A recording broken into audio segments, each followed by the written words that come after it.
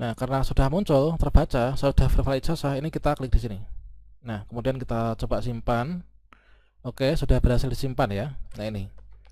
Nah, dengan demikian maka kita sudah berhasil nih untuk melakukan pengajuan berkas. Nah, oke, assalamualaikum warahmatullahi wabarakatuh, sobat-sobat calon guru, selamat datang di channel calon guru. Oke, sobat-sobatnya, saat ini sedang dibuka pendaftaran seleksi administrasi PPG guru tertentu tahun 2024.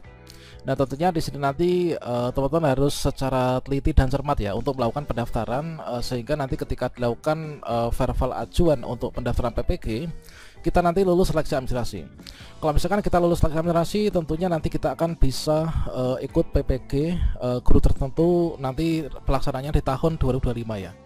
Dan pada video ini saya akan berbagi pengalaman bagaimanakah cara daftar PPG guru tertentu, khususnya di bagian pendaftaran seleksi administrasi. Nanti kita upayakan sampai selesai, teman-teman. Nah, selengkapnya nanti silahkan simak video ini sampai selesai. Nanti kalau misalkan sempat akan saya sematkan juga di deskripsi, yaitu untuk timestamp-nya.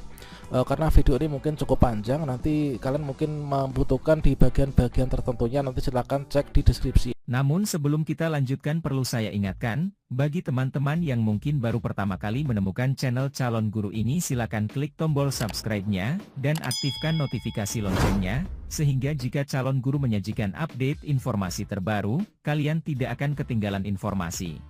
Oke, di sini langkah pertama, di sini kita itu masuk ke GTK ya.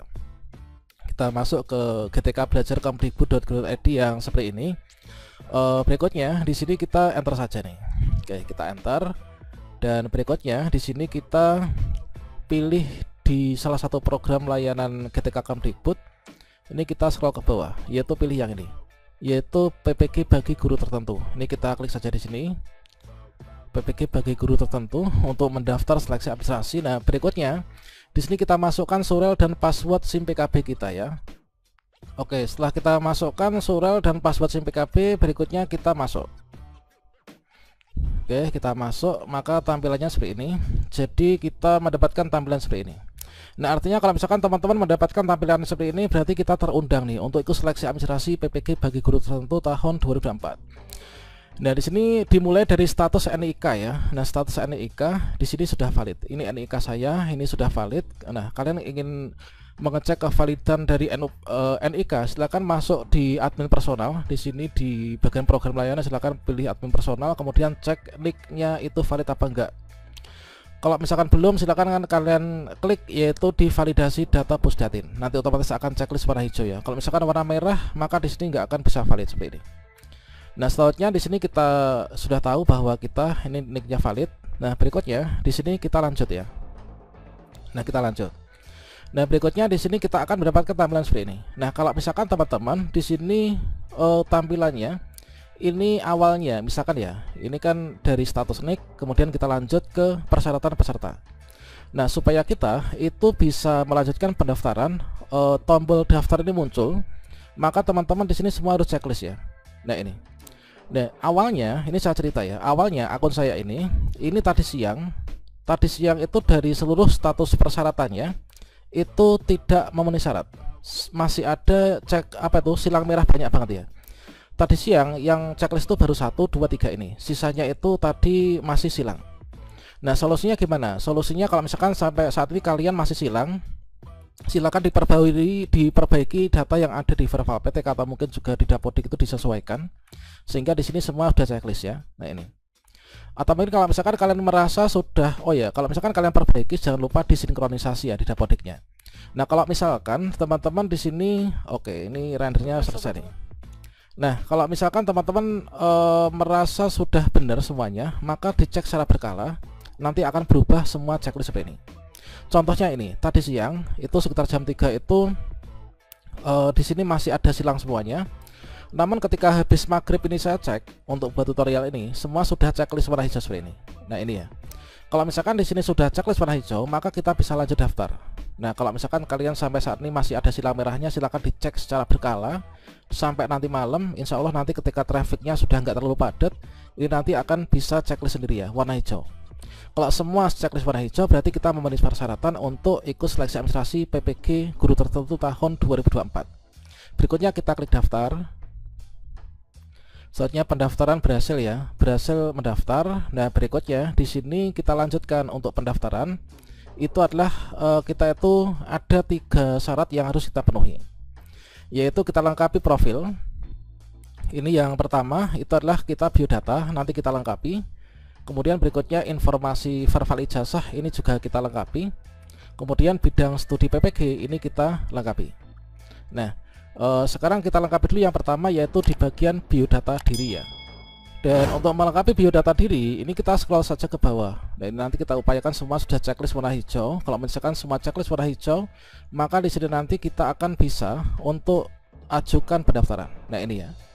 Nah, ini kita isi biodata dulu, kita scroll ke bawah. Kita pilih di sini ya. Ini. Kemudian di bagian biodata ini kita scroll ke bawah. Di sini nanti akan ada 2 data biodata diri yang kita lengkapi ya. Yang pertama yang atas ini yaitu biodata diri, ini kita lengkapi. Yang kedua nanti di bagian bawah yaitu data tambahan atau data pendukung. Itu harus kita lengkapi semuanya, harus kita isi semuanya. Nah, pertama-tama kita isikan dulu untuk biodata diri ini yang atas ini ya. Ini adalah lengkapi, maka kita klik saja lengkapi di atas ini ya.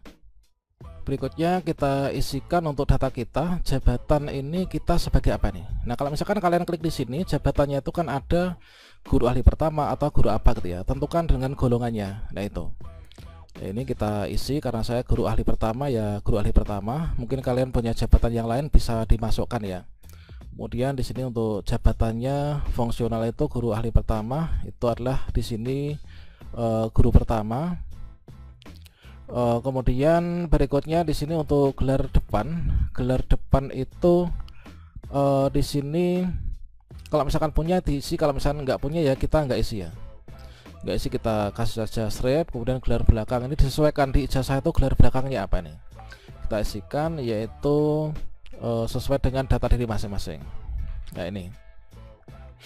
Kemudian berikutnya untuk instansi sudah, kemudian alamat, kemudian di sini kode pos. Nah, ini kan saya mengajar di SD negeri nih. SD negeri ini berdasarkan dari pengalaman sebelumnya. Kalau misalkan di SD itu kan ada mapel ya, mapel misalkan apa, mata pelajarannya ada PJOK atau mungkin yang lainnya gitu kan. Nah, kalau misalkan saya sesuaikan dengan saya tuh mengajar di kelas 5 ya, itu adalah berarti di SD itu kan guru kelas ya. Maka di sini mapel yang diampu itu adalah guru kelas seperti itu. Ini sesuai dengan pengalaman sebelumnya memang seperti ini, yaitu guru kelas. Kemudian kita lanjutkan ke scroll ke bawah. Dan berikutnya di sini kita lanjutkan untuk pengisian kita. Ini adalah kita isikan yang belum terisi ya.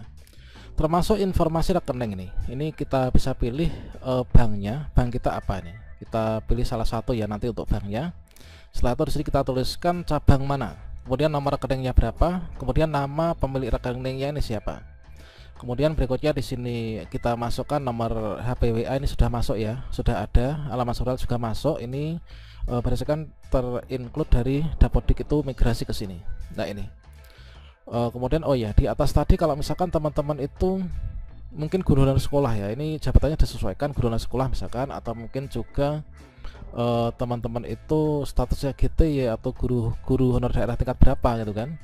Disesuaikan pokoknya dengan data diri masing-masing. Nah, itu. Oke, sekarang saya isikan dulu data saya. Oke, sudah. Di sini kita isikan lengkap ya. Ini sudah sampai di bawah nih. Kemudian kita terakhir disimpan. Oke, perubahan profil data berhasil disimpan. Kemudian kita tutup ya. Nah, sekarang kita lanjut untuk melengkapi profil yang kedua, yaitu yang di bawah teman-teman. Oke, berikutnya di sini kita lanjutkan, yaitu melengkapi di bagian data tambahan ya. Nah, melengkapi di bagian data tambahan. Di data tambahan ini kita yang sudah ada itu agama sudah, kemudian email belajar ID sudah. Selanjutnya kita lengkapi data yang belum lengkap, yaitu yang bertuliskan berwarna oranye ini ya. Nah, untuk melengkapi ini kita klik saja di sini lengkapi. Oke, ini kita lengkapi, kemudian kita isikan. Dan berikutnya di sini kita pilih yang pertama, ini adalah di bagian data tambahan ya. Data tambahan teman-teman itu disabilitas atau enggak nih.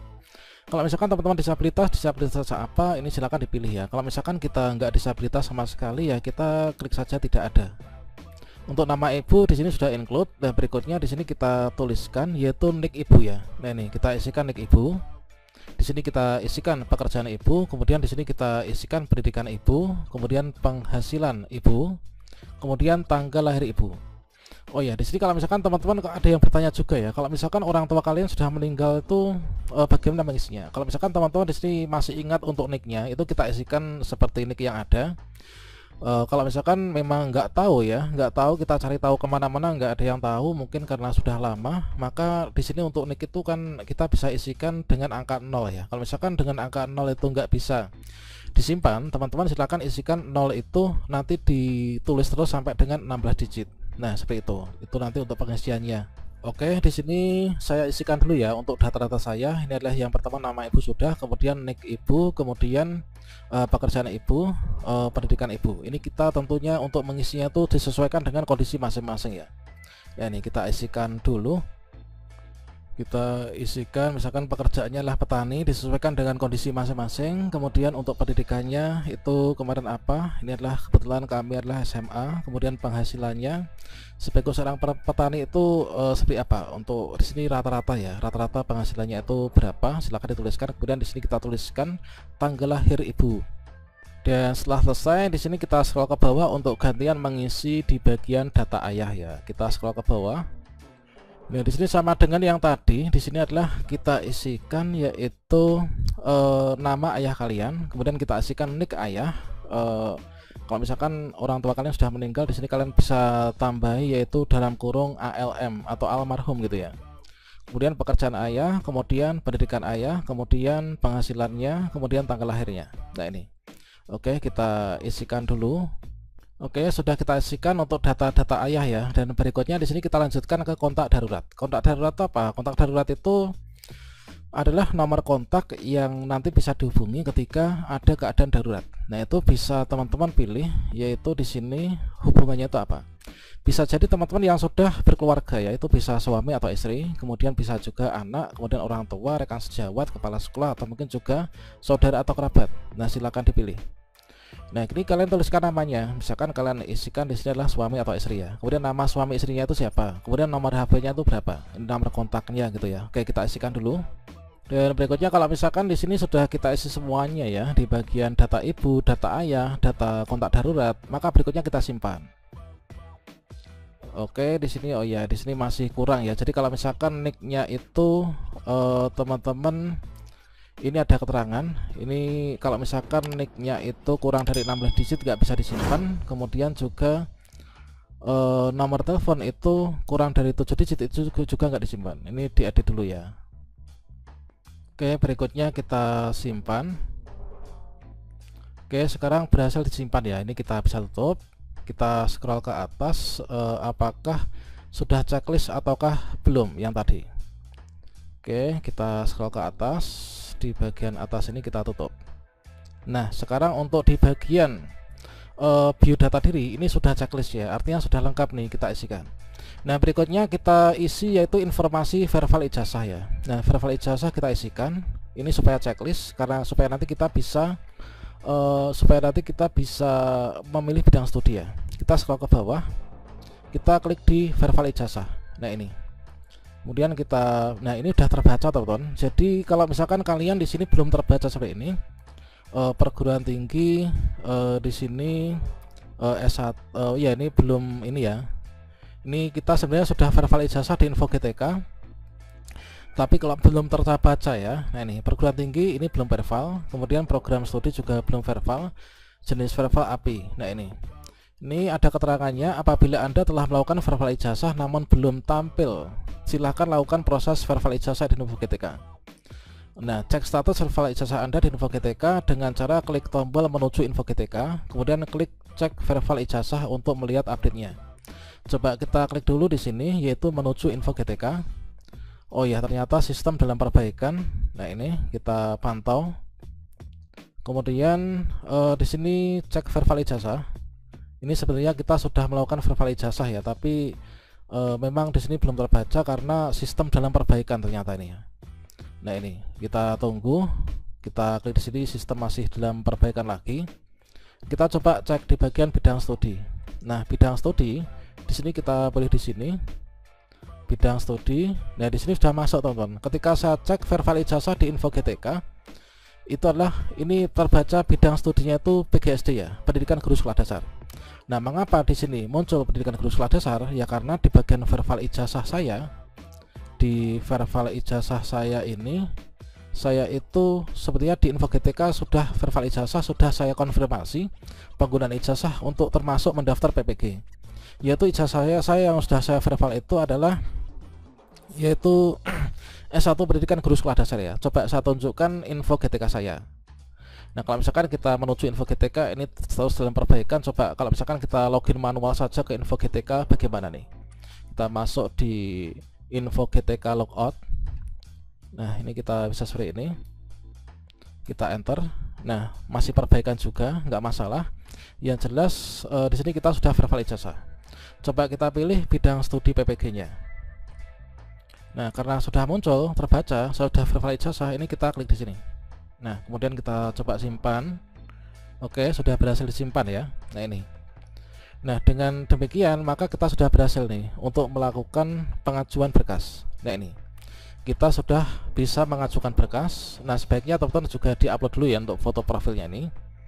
Nah, setelah kita sampai di sini, pokoknya kalau misalkan kalian di informasi verbal ijazah di sini belum muncul. Nah, ini sudah muncul ya. Nah, ini saya tuh kuliahnya di sini dulu karena sudah verbal ijazah, maka muncul di sini universitasnya, kemudian PGSD, S1 kualifikasi S1, kemudian jenis verbal API. Nah, kalau misalkan teman-teman di sini belum tahu cara verbal ijazahnya gimana, ini sudah saya sediakan di kartu video ini, nanti teman-teman bisa dicek ya untuk tutorialnya. Nah, ini sudah berhasil. Jadi dengan demikian di sini sudah bisa nih untuk kita ajukan pendaftaran.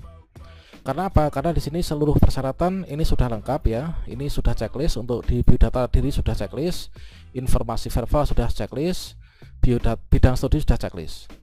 Nah, sekali lagi mungkin kebanyakan sekarang tuh teman-teman itu kendalanya itu kalau saya amati di media sosial ya, itu verbal ijazah ini nggak muncul. Nah, solusinya silahkan lakukan verbal ijazah di info GTK. Setelah itu dikonfirmasi. Tutorial lengkapnya saya nanti sematkan di kartu video ini. Nah, setelah itu di sini bidang studi nanti akan terbaca. Nah, seperti ini ya. Setelah itu kalau sudah masuk di sini, tinggal ajukan pendaftaran. Kalau teman-teman sudah klik ajukan pendaftaran di sini, nanti akan ada tampilan seperti ini. Jadi ajuan pendaftaran. Nah, dengan ini menyatakan seluruh informasi yang digunakan seleksi administrasi adalah benar. Apabila di kemudian hari dan seterusnya ini, kalian klik checklist di sini, kemudian kalian bisa klik ajukan. Dan kalau misalkan teman-teman nanti sudah diajukan berkasnya, maka tampilannya menjadi tampilan yang ketiga, yaitu berkas pendaftaran diajukan. Nah, ini jadi di sini sudah kita lalui, maka setelah teman-teman ajukan berkas, tampilannya seperti ini. Setelah itu teman-teman tinggal menunggu saja pengumuman hasil seleksi administrasi. Nah, setelah itu, setelah lulus seleksi administrasi, teman-teman akan masuk dalam database PPG untuk nanti berangkat PPG di tahun 2025 ya. Namun di sini sebaiknya teman-teman ketika kalian belum klik ajukan berkas, ini sebaiknya diteliti ulang biodata diri, jangan sampai ada yang salah. Untuk verbal ijazah dilakukan verbal ijazah, kemudian bidang studi tinggal kita pilih kan. Yang paling penting itu di sini juga, yaitu biodata diri jangan sampai ada data yang keliru ya. Yaitu. Kira-kira demikian sampai saat ini tutorial lengkap cara daftar PPG 2024 di SIM PKB. Semoga bermanfaat. Salam sukses untuk kita semuanya. Wassalamualaikum warahmatullahi wabarakatuh.